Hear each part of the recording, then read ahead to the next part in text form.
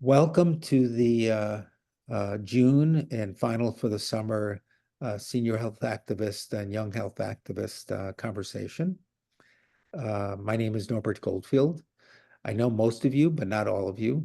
It's great to see at least the names, if not your actual faces, on the Zoom. And this has been a monthly series of calls and Zooms that are all on the website, www.asknursesdoctors.com. Look forward to your engagement, and this is how the event will go tonight. I'm going to take a couple minutes, 2 to 3 minutes, introducing Ask Nurses and Doctors, myself, but primarily focus on the organization. And then I will very briefly introduce Emily and Kirk. They will introduce themselves and spend more time talking about their approach in terms of their history of activism and their approach to organizing, and especially thinking about the November elections. If there are questions that are absolutely necessary, feel free that are necessary before people finish, feel free to put your question in the chat and we can address it right away. Ideally, if you could wait until after the session is over, after people have presented, that would be ideal, but it's not absolutely necessary. We're a nice family group, so there's people are starting to think about the summer and everything. So again, my name is Norbert Goldfield. I'm a practicing physician, and I spend my time in 3 ways in terms of my work. I see patients as an internist at a health center. I do work in the Middle East in a completely separate capacity of an organization that I started 20 years ago. And 6 years ago, I started an organization called Ask Nurses and Doctors, the mission of which is to help elect, either help elect or organize around legislation in healthcare professionals, not just nurses and doctors, but also always have to take a pause, sorry, just to welcome people in, for the purpose of either legislation or electing candidates or incumbents who have a practical approach of healthcare reform. We've had a number of contracts. We've had a contract with the DCCC, or the Democratic Congressional Campaign Committee. We've had other contracts. We've also had a contract on legislation with Mainers for Working Families, where we worked on legislation pertaining to paid family medical leave. This election cycle, we are most interested in working in swing states and swing districts. You all know which they are. We are actively looking for healthcare professionals of any sort who are interested in helping elect candidates who believe in healthcare reform. We are not a 501c3. We are an LLC, which allows us to work directly on elections. And we want to help elect Joe Biden. We want to help elect all the senators who are at risk in swing states. And we want to also help elect members of Congress, some of whom are not in swing states. So there are a number of races in California and New York that are absolutely critical. And certainly we'll be happy to respond to any questions to myself. But today we're really very fortunate. This is, as my wife says, in terms of the work that I do, that I'm the lucky one to be doing this work. Because if I didn't do this work, I never would have met either Kirk Adams or Emily Follo. And Kirk I've known for a number of years, whereas Emily is a new friend. So they're both amazing people. And I'm going to start by handing it off to Emily, which we actually didn't discuss, but I'm hoping that that's okay. And then we'll have Kirk afterwards, and who will speak. So thank you again, Emily, for joining, and the floor is yours. Thank you so much, Norbert. So yes, as Norbert said, my name is Emily Follo. I am really honored to have been given this opportunity. I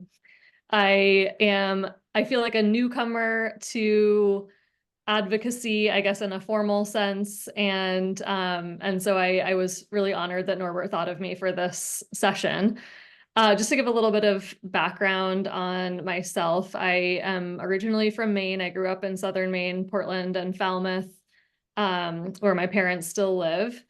I kind of throughout when I'm reflecting on sort of my advocacy and activism path, I think it sort of started in some informal ways back in high school, just really thinking about the forces that make the world the way that it is, in terms of inequities and things like that. I was kind of tuned into that in whatever high school way that I could be. And thinking about policy kind of abstractly at that time, not really necessarily getting involved in specific legislation or political races, but just kind of having that lens. And that, I think, has kind of stuck with me throughout the rest of my path in terms of thinking about root causes and kind of community impact. So basically, to kind of make my path a long story short, I became interested in healthcare and health professions. In high school, I went to college with kind of pre-medical in mind. It was during college that I learned what public health is, and that really changed my perspective. And I thought about pivoting to just pursue public health and not clinical medicine, because of that kind of bigger picture population thinking aspect to it. For a lot of reasons, I was encouraged to finish the pre-med requirements, and I did that. And I took some time in between undergrad and applying to medical school. And I ended up working for a nonprofit organization in Alabama. So coincidence kind of put that in my path. And I happened to be actually in Alabama recently. I went back for a reunion when I talked to Norbert in preparation for this session. And that was very fortuitous because it helped me to realize the role that that experience played in kind of shaping my activism path and career path overall. So to just very briefly summarize what I did in Alabama, it was a small grassroots community organization that is run by a psychiatrist, but has a very community medicine mission to it, also including after-school tutoring programs and community health outreach programs. And that really started out this focus on partnering with community, really investing in relationships. And when thinking about if I have a organizing philosophy, which I think is very much still developing for me, I think it's very much rooted in that interpersonal connection and community partnership mentality that really was deeply ingrained in me from that experience in Alabama.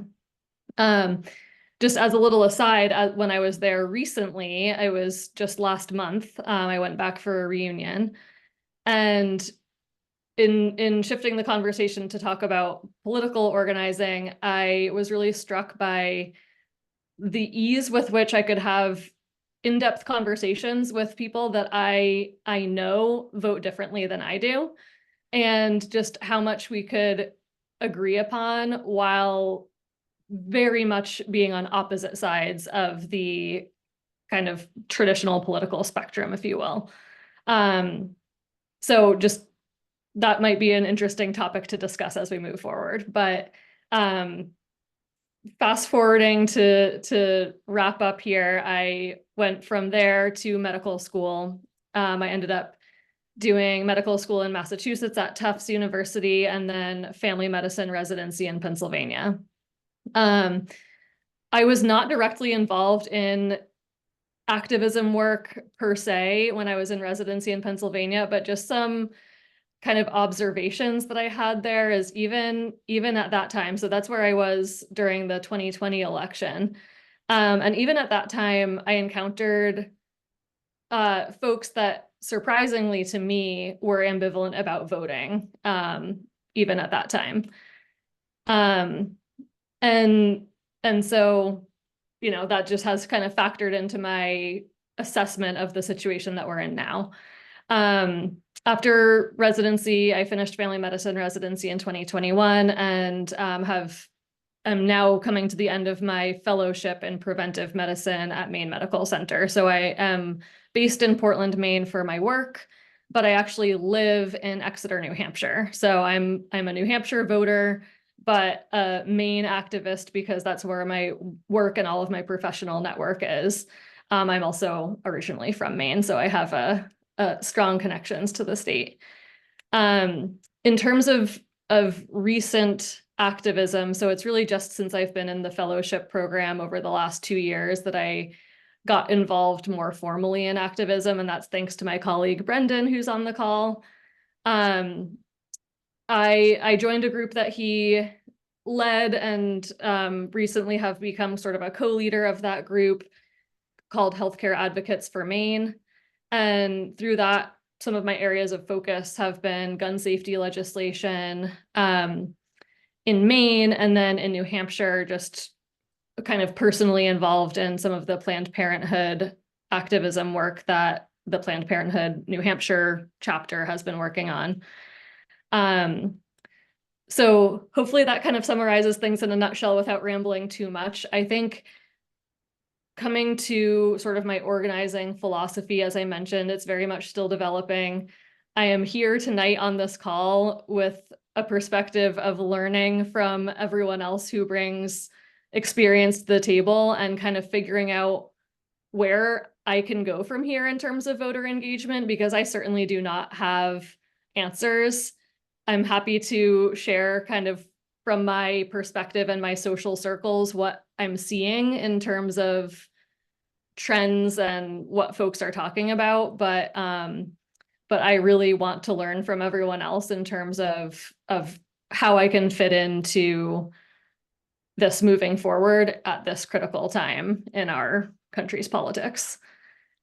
So hopefully that summarizes it enough and I can turn it over to Kirk, and I'm really looking forward to the conversation. Thank you so much, Emily. Really, and I've written down a few questions for you. Great. And I hope others are thinking the same. Kirk, thank you so much for being on. It's a pleasure and an honor to have you on. Take it away. Thank you. Thanks. And there's the bell of my apartment ringing. Can I just hold it for 1 second here? I'll go for it. Go ahead. Very quickly. Thank you. I'm gonna take the prerogative then of asking you one of the questions that I wrote down, Emily. I'm wondering if you could talk a little bit about your experiences in Alabama when you said at the very end, you said there were some deep political disagreements, while at the same time there was a lot of commonality. I don't find that to be the case for myself, so I'm just very interested in hearing from your perspective, if you could give your perspective on that. Sure. So a couple of examples come to mind. Most recently, when I was there for the reunion, got into a conversation with someone who works as a school chef, kind of like works on nutrition for, I think it's middle school and high school maybe. Applies for grants for improved school nutrition and things like that. And she was talking about being interested in doing more like childhood obesity prevention in the area. And my like antenna were going up because this is preventive medicine 101. Like this is kind of what we do and think about all of these things. I happen to know from social media that we vote differently, but we were, you know, really having this shared interest in critical health and prevention topic that's really relevant to what she does. That's kind of a small example, but another example from when I worked there. So it was 10 years ago that I worked for this organization. I remember having a conversation with someone who also was involved in the organization, also who I know votes differently than I do, about kind of governmental assistance and handouts from the government, as he put it, kind of disincentivizing people from working. And I think I'm having, it's hard to articulate our, like, where the shared common ground was, but I guess the idea that that work is important, I guess, was our shared common ground. Myself coming at it from the perspective that having a community and a purpose is generally important for people's mental health.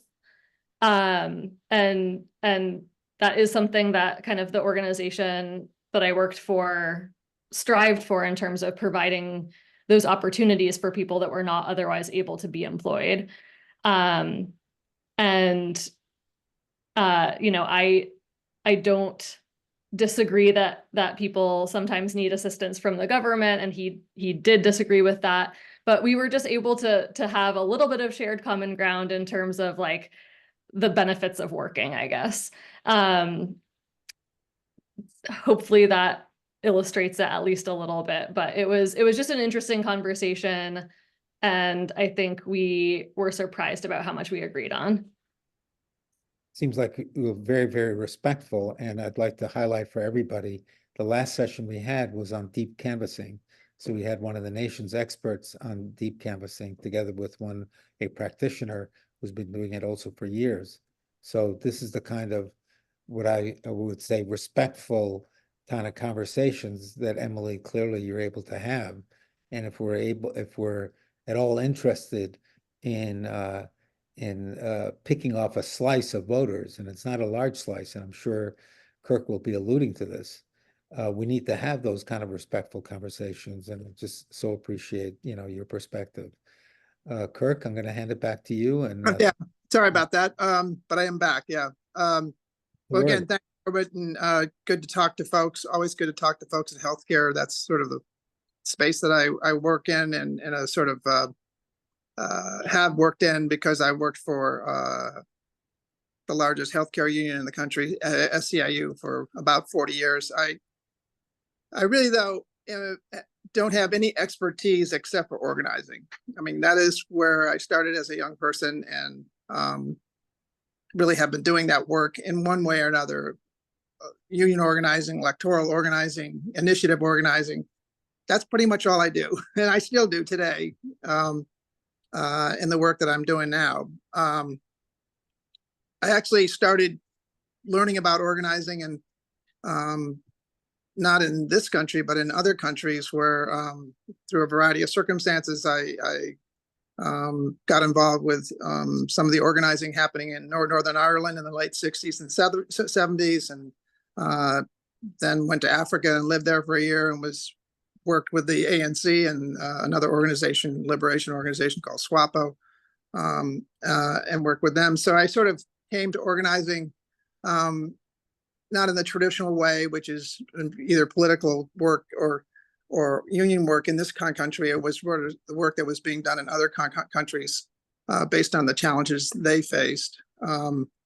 But once I got back here in the early 80s, I began to sort of started working for a very small union, but then went to work with SEIU, and really for about 20 years did just organizing of hospitals, nursing homes, and then ultimately home care workers around the country. They all present different, obviously, issues, and the people on this call probably are aware of all those different perspectives, whether it be a doctor or a nurse or nursing home folk or workers or home care. But this has been what I do, but it just so happens because of some acquaintances or whatever.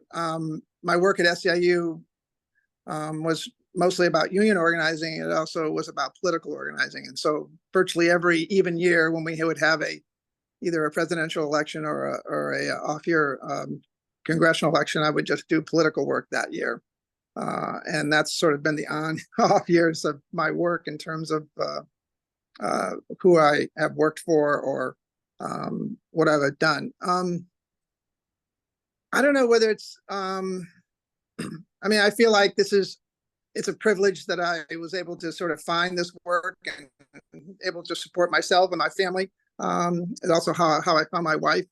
I'm married to Cecile Richards, who previously ran Planned Parenthood. We met while organizing in New Orleans. And so it's just been kind of the sort of surround of our lives has always been about or organizing. And I think we've, whether it's within our own family or friends or workers or whatever. But I think, Norbert, you and Emily mentioned that I would say the first thing that I ever learned about organizing that was so critically important. And that is, as you said, whether it's the respect, but I think it's really the classic thing. You have to learn how to listen. Many of us come to this work with some confidence and some feeling about it, passionate about an issue, and we just want to talk about that issue, and we don't listen. And we think by talking a lot and talking, we actually convince people. But actually, what we really need to do is listen to people. And I think listening is like the first rule of organizing, not preaching, not convincing, but listening. And that's really, I would say, the biggest starting point of any organizer. The second is I would say, never do a meeting, whether it's with 1 people, 25 people, or 200 people. Always move them into action to do something, whatever that something is. But never end that meeting with, oh, we all agree or we all signed a petition, but move them into action of some sort. And then the only third thing I would say is there in every meeting, there is always somebody who is or existing or potential leader. Because your job is always going to be something beyond what you do. It should be something that you do that then leads to another person doing it, maybe even better. And that's the leader that you find. So I really wanted to sort of underline those 3 points. They probably came up in your deep canvassing, because that's the sort of conversations that they have with people on the doors, both in terms of the listening, but and motivating, but also moving people into action and finding leaders. So I think, we are in a election year that is it's incredibly challenging. There's obviously a good deal of cynicism. There's obviously a huge political divide. But as Emily mentioned, there's particularly in the healthcare issues, common ground, common concerns, issues that could be actually, when people actually go and vote, make decisions based on that issue. I remember in 2016, when Trump won and they actually won the Senate and the House, the Republicans, and people were absolutely certain that the Affordable Care Act was going to be repealed because it wasn't very popular. People didn't know anything about it, whatever. But actually, when you actually listen to people and found out that their number one concern was pre-existing conditions and the protection of that right, that protection against insurance companies shutting them off, that turned the whole story around, and people wanted to protect that, even though they probably weren't even that favorable about something called the ACA, or even more so Obamacare. They wanted to protect pre-existing conditions, and that changed the opinion, frankly, of the country, and so much so that it really has become over the last 4 or 5 years an issue that really no one talks about repealing anymore. So I think it is a difficult year because of, frankly, the candidates, and because of the fact that people have basically, they think they know everything there is to know. But again, it is about a choice. It'll come down to a choice between A and B, and we have to give them more reasons to vote for A rather than B. And that's really what organizing is about. So I'll stop there, Norman. Thank you so much. We've already started getting questions, and just encourage people to continue them. Do you have any immediate comment, Emily, on terms of your experience to what Kirk has stated? Do you want to respond at all in terms of your own perspective? Some of his kind of three dicta or three critical issues that have to be addressed in terms of some of the work that you're doing for the Maynard organization that you're working with as a leader? I wrote down a lot of what you said, and listening being the first rule of organizing really jumped out at me. And I did watch I watched the recording of the deep canvassing session. I wasn't there live, but I really liked the comparison to motivational interviewing, and I think that sort of like clicked in my clinician brain. And so as I'm kind of formulating and developing my organizing philosophy, that's gonna go into it. Great, thank you. I'm going to ask a question to Kirk, and then I'll go back for a question for you. Brendan states, I agree 100%, Kirk, that as advocates, we need to listen. However, we've all seen the increase in hate speech, ignorance, and lack of listening in polarized areas and topics.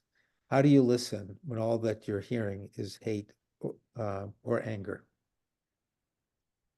Well, I think you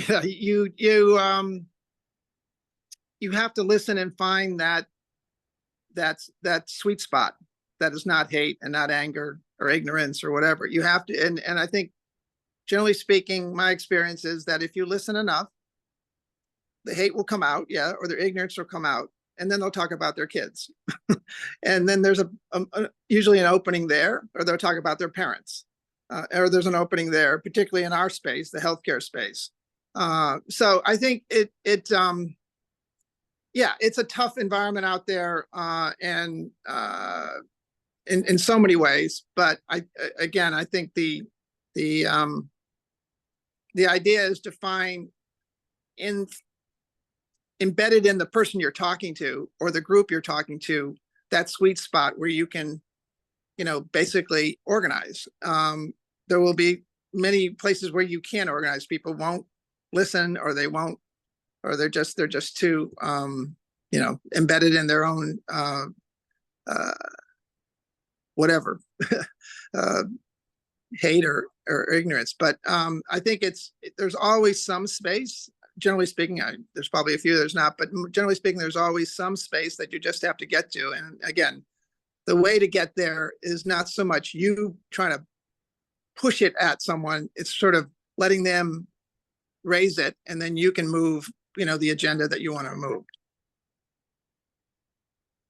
Thank you. One of the things that the people at Dave Fleischer and Andrew Goldstein spoke about last week, or last month rather, in terms of deep canvassing, is it's taking pauses and not feeling like you have to fill in, space with yapping away, and so that silence can also be just a little bit of a help as you start to kind of maybe direct the conversation to either kids or parents. Mitch Kaminsky asked for Emily. Emily, you spoke about being surprised in 2020 about some colleagues' ambivalence about voting. Do you have a new perspective on 2024? Yeah, great question. I was reflecting on that ambivalence because I can only speak about what I'm seeing in my sort of social circles and whatnot, and full disclosure, lots of that is from social media. I'm not like a huge social media person, but just kind of gauging what people are talking about and stuff. I'm seeing a lot of ambivalence now, and I'm hearing that too, kind of from political analysis that I listen to on NPR and channels like that. But one thing that I have heard is that Trump voters are enthusiastic about Trump in general and planning to vote for him, and Biden voters are planning to vote for Biden in order to vote against Trump, essentially.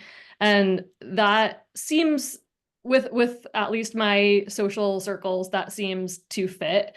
I think a lot of people in my world are planning to vote for Biden and so that Trump doesn't win.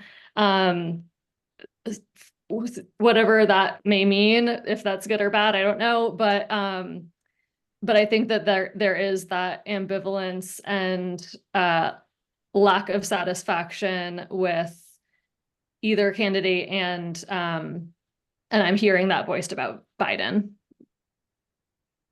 Thank you. Mary sent them a note, and I'm wondering if either of you or both of you would like to comment on it. Methods to educate the public on the issues. We're working on the passage of the New York State Equal Rights Amendment.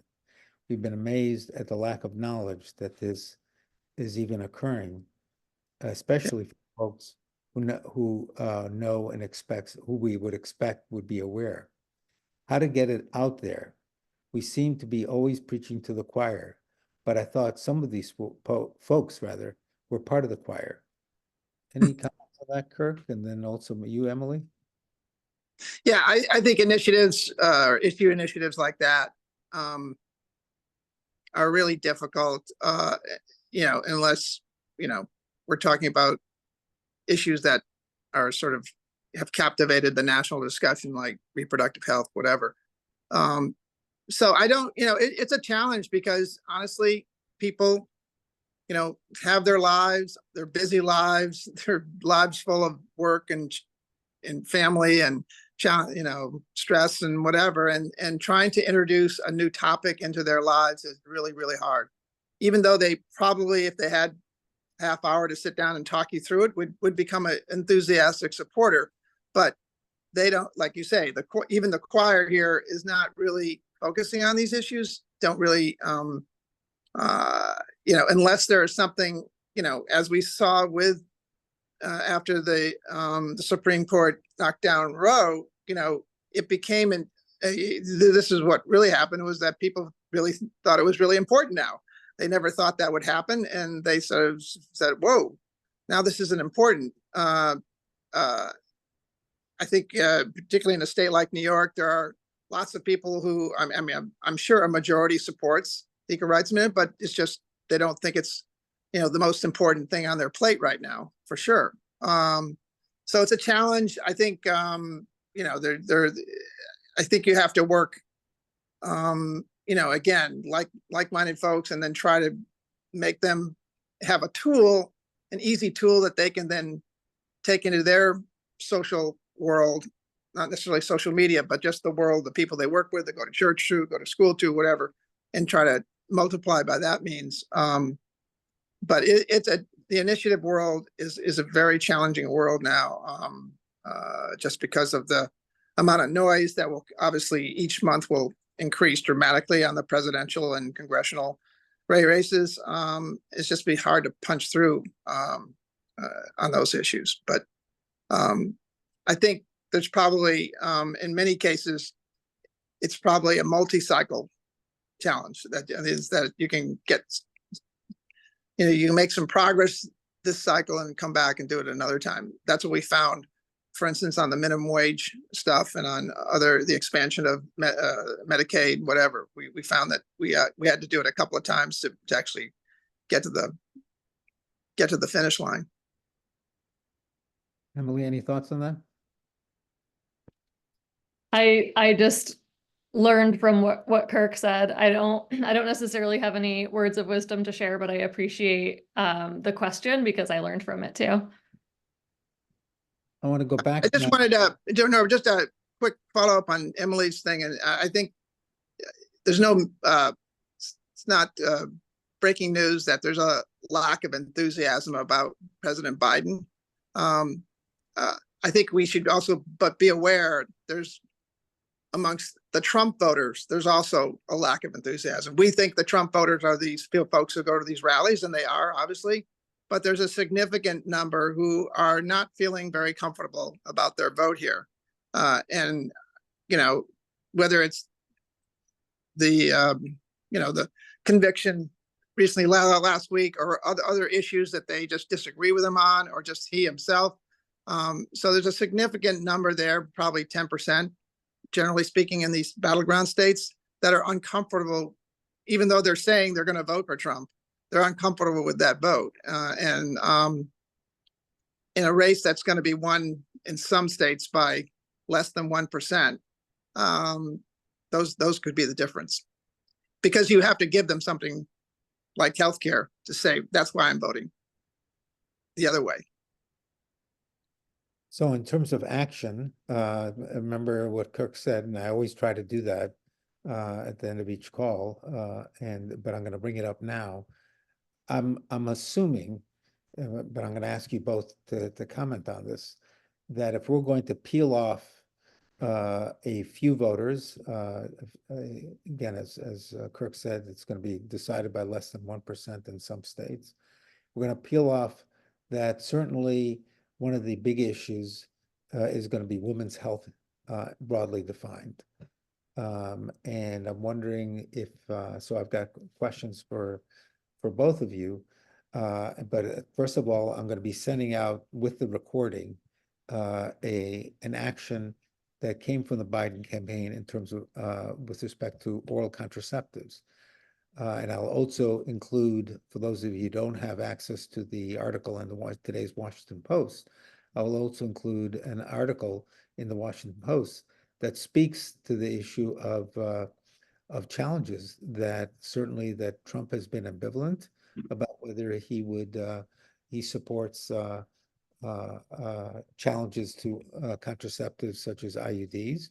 And certainly, for sure, there are several states such as Idaho, potentially Louisiana, and other states where a number of birth control methods are under threat. So I'm wondering if you, Kirk, could sort of talk about, how we kind of move a conversation and how that conversation should go. One of the things that what I'm going to send out is op-eds, social media, broadly defined, on this issue of contraceptives and women's health issues are absolutely critical. But in terms of organizing, since that's your background, Kirk, would you like to comment on that in any way? Also, I wasn't going to bring it up, but also because of your personal background, your background, Yeah, which is relevant. I mean, I think it's it's a couple of things I would say. As my wife said, the Dobbs decision is not going to age well. And by that, she meant, with each passing month, we hear more stories about, the dramatic impact on women and women's health in these, 16 or 17 states that have a total ban on abortion. So you have that story where more and more and more people know someone, whose daughter, whose sister, whose whomever somehow was touched by this, these bans perpetrated by these states against women. So there's that part of that story that could be decisive. The other part is, we have opened up, the Republicans have opened up a Pandora's box here that there's just no end to it. It was supposedly about abortion in the second and third trimester. Then it's supposedly about a ban on abortion. Then it's about contraception. Then it's about, it just keeps going. And, Donald Trump is not the guy who's going to protect us against that. That's for sure. And I don't think anybody believes that. So I think it's really, I think there will be more and more, like you say, just information flow here, from real life stories of women, who live in these states where abortion is banned for any reason, or where states are passing, new legislation, criminalizing any activity involved in that, or activities like banning contraception of any sort or whatever. So I think that those stories will come to us. And I think some of the information that's come from these initiatives that were run in certain states like Ohio and Kansas, where these very red states that voted overwhelmingly to protect the right to an abortion, you saw even white men voting for this initiative to protect the women's right to an abortion, because there's because there was an actual belief that amongst those, or some connection they had with somebody that said this is going too far. So I think there's an opportunity here. I think I think there will be plenty of opportunities to access information, stories, real life people about what's happening out there, and that again, when the choice is simply no longer, it's like an opinion or whatever, which you see a lot in polls. There's a kind of a luxury to say you don't like Biden right now, but when it's either Biden or Trump, and that's your choice when you walk in, you have to sort of give people strong reasons to make a decision that they're maybe not comfortable with, they're not enthusiastic about, but they make that decision. Thank you. Before we go on, I have a question for you, Emily, but I want to again encourage others to weigh in with either comments and or questions. Emily, I was interested when you spoke about living in New Hampshire and being involved with Planned Parenthood. And then, of course, you're involved in the political system in Maine. And I'm just wondering if you could sort of compare and what are some of the, how have you been struck in terms of the difference of approaches towards women's health issues in these two states? And maybe that might have some relevance in terms of as we think, because at the end of the day, I think both of you would agree that there's some overarching, basic principles, but a lot of the issues also can be translated into local sensibility. And I'm wondering if you could compare your experiences in New Hampshire with Maine. Sure. So my involvement in New Hampshire has been a little bit limited so far. I'm always striving to get more, have more action items that I can take, but I have sent in some written testimony for various bills in New Hampshire, making medication abortions more available, and I think there's been quite a bit of similarity, I think, in terms of just the push to protect reproductive rights, and kind of slowly like hopefully gaining some traction, but still really waiting to see the breakthroughs that we want, like with Maine, with the Shield law, I think it was, that did not pass. Is that correct? Oh, sorry. Maybe I'm misspeaking and getting things mixed up. The medical debt. What's that? You talking about the medical debt law, or? The Shield law in Maine to protect providers who perform abortions for patients out of state. Oh, it did. Okay, sorry. I am getting mixed up between Maine and New Hampshire because that's why I brought up the question. Yeah. But it says the Maine Shield law did pass. Yes. Okay. Thank you, Brendan. So there was a kind of a convoluted bill in New Hampshire that did not pass. That was basically it was not going to be anything groundbreaking to begin with, but it was just putting a little bit of extra protections in place.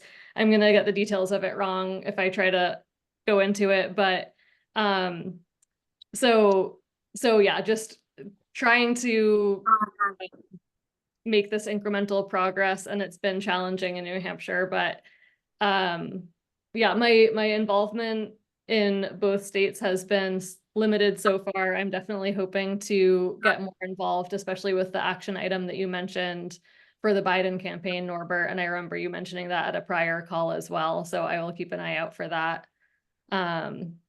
But yeah, this illustrates my newbie nature to advocacy, so thank you for bearing with me. No, I'll definitely be sending out, thank you. I'll be definitely sending out the action steps that everybody could take with respect to oral contraceptives. And it lays it out very easily, whether it be on, broadly speaking, social media or op-eds.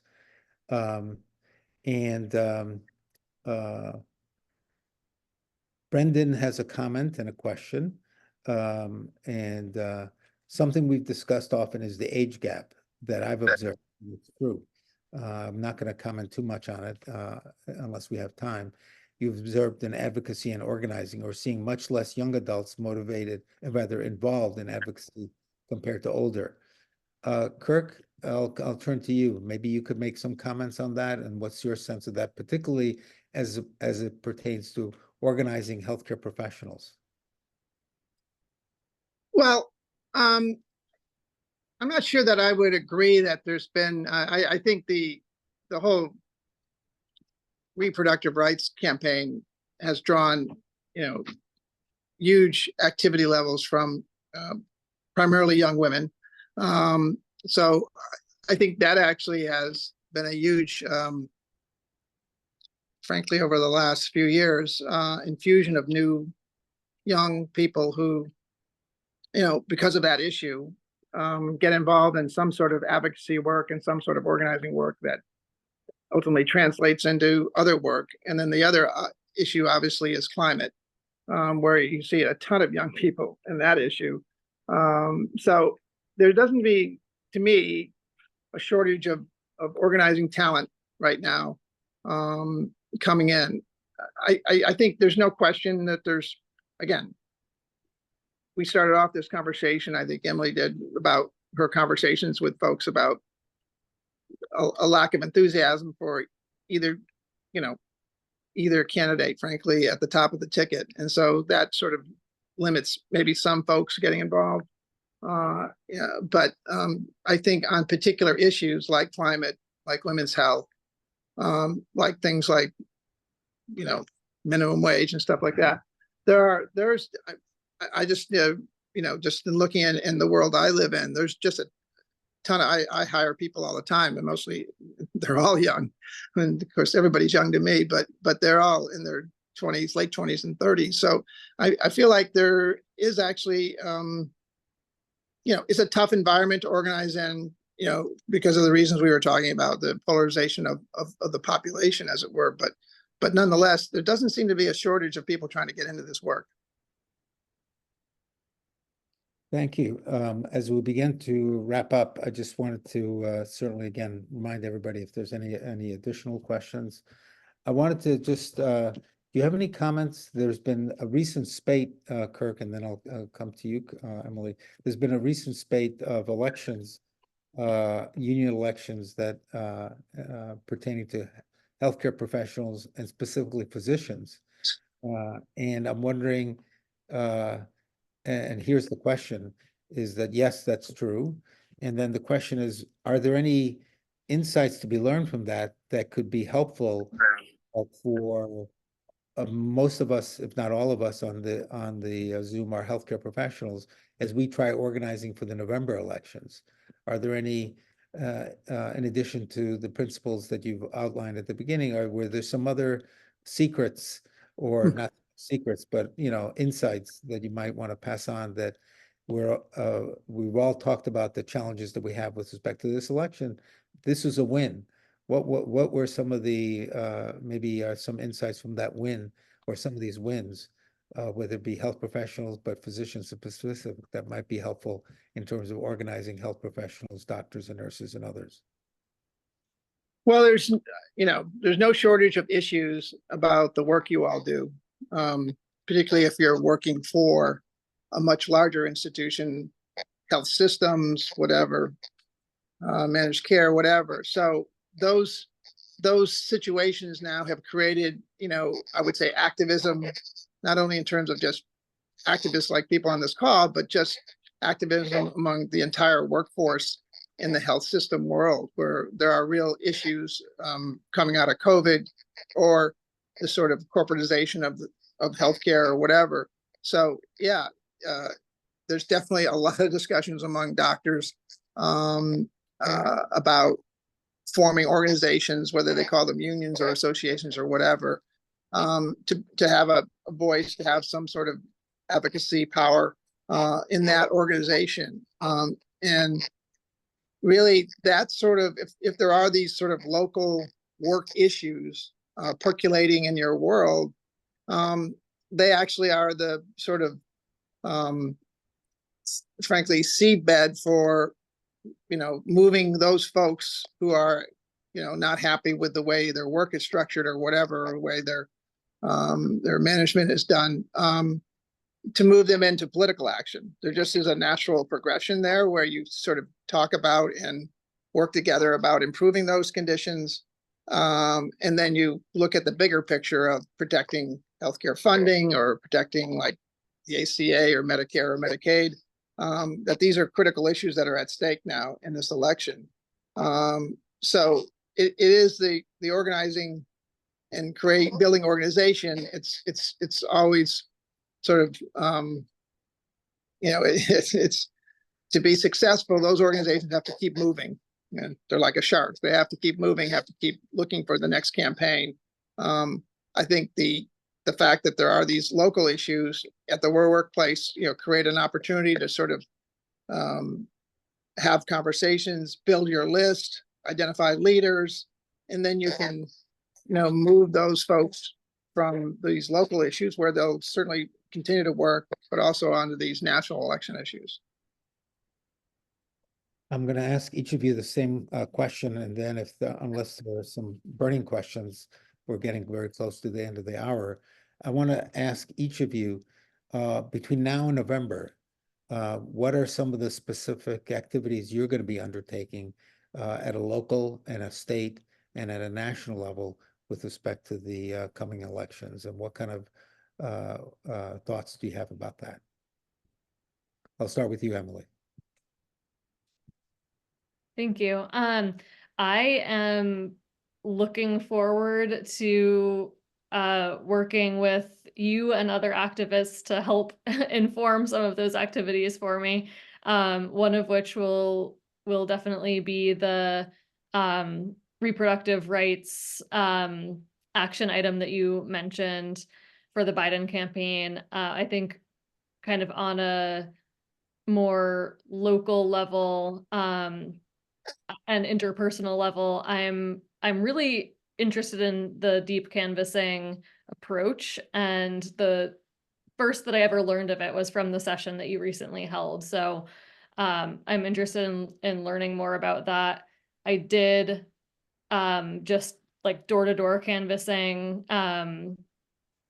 a while back in Casco, Maine, and it was a great first experience, but some of the deep canvassing, more in-depth listening really struck me as potentially feeling more meaningful and fulfilling and maybe being more meaningful. So interested in both of those, interested in action items from you, and whatever other guidance that other folks have, I'm here to learn. So I'll be looking out for other cues from folks as we move forward. Kirk, you have a minute, and I would love to hear your perspective in terms of what you'll be doing over the next yeah, it's uniquely for this election in New York. I live in New York, and we have these 5 toss-up congressional seats that could be the difference on who controls the House. And so there's a ton of work to be done there. We have obviously this very large union, 1199, that is dedicated a lot of its power and people to help win those seats. And then we have this other organization called Protect Our Care that we work in these other battleground states, that again, primarily are about driving and making sure people are aware of the issues that impact their health care, whether it's healthcare funding, prescription drugs, reproductive health, whatever. So it's just making sure that that issue is always going to be, as it seems to be in every poll, somewhere in 1, 2, or 3. Certainly reproductive health always in 1, 2, or 3, but mostly if you look at any polling, healthcare in general is in that area. So we just want to make sure that that issue is part of the decision box of any voter in those key states. So for those of you who know me, I usually end with 3 very brief comments. The first is I want to first of all thank Emily and Kirk and for their amazing conversation. It really was helpful, very interesting, and secondly, remember what Kirk said, and I've done this each session. There's an ask, and the ask pertains to the material that I'm going to send out with the recording, which pertains to op-ed, social media on issues pertaining to oral contraceptives. It's right around now that the Griswold decision, which took government out of the bedroom, which occurred, it was some anniversary, whatever the anniversary was, but it was a long time ago, occurred. So that's my second thing. My third thing is what's really important. I always emphasize this, and this is my last comment, is that this is hard work. So have fun while we're doing it. Try to find other like-minded people who you have fun with to enjoy, because otherwise the last thing we want is for any of you to be burning out on this. So on that note, really enjoy yourselves. It was a joy and an honor, frankly, to be with both Emily and Kirk tonight. I'll be sending out the information as promised, and have a great rest of your evening. It's 9 o'clock. Bye-bye now. Thank you, Norbert. Thank you, Kirk. Yeah, thanks, Emily. Good luck. Thanks. Oh, thanks to all. This was good. Thank you. Bye-bye now. Mhm.